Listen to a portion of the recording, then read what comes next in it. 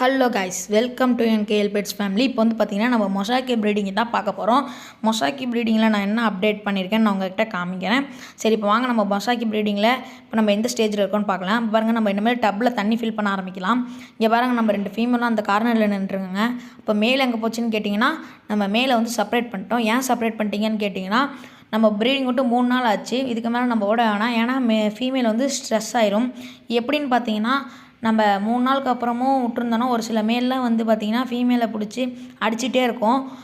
அப்போ வந்து பார்த்திங்கன்னா துரத்த அந்த ஃபீமேல் வந்து ஸ்ட்ரெஸ் ஆகி உணவு எடுக்காமல், அதாவது நம்ம போடுற சாப்பாடு எடுக்காமல் அது சாவறதுக்கு வாய்ப்பு இருக்குது காய்ஸ்.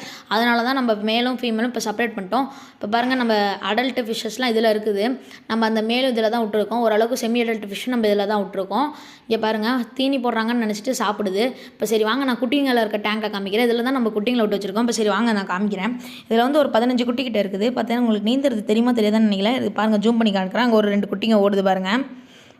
இந்த குட்டிங்க எங்கே இருக்குன்னே தெரியல. வளர்ந்தால் தான் நம்மளே பிடிக்க முடிய மாட்டுக்கு.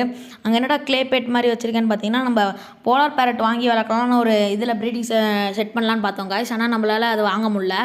ஓகே காய்ஸ், கூடிய சீக்கிரமே நம்ம போலார் பேரட் வாங்கி போலார் பேரட் வளர்க்க போகிறோம். சீரீஸ் ஆரம்பிக்கலாம். ஓகே காய்ஸ், இப்போ நம்ம வந்து மொசாக்கியில் ப்ரீடிங்கில் வந்து நம்ம சக்ஸஸ் ஆகிறோமா ஃபெயிலியர் ஆகிறோமான்னு தெரிஞ்சுக்க மறக்காமல் நம்ம சேனலை சப்ஸ்கிரைப் பண்ணிக்கோங்க. ஓகே கைஸ், தேங்க்யூ ஃபார் வாட்சிங். இந்த வீடியோ உங்களுக்கு பிடிச்சிருந்தா மறக்காமல் ஃப்ரெண்ட்ஸ் அண்ட் ஃபேமிலிக்கு மறக்காமல் சப்ஸ்கிரைப் பண்ணிங்க. மறக்காமல் இனிமேல் நம்ம பார்க்குற வீடியோலாம் சப்ஸ்கிரைப் பண்ணிட்டு பாருங்கள், லைக் பண்ணிட்டு பாருங்கள்.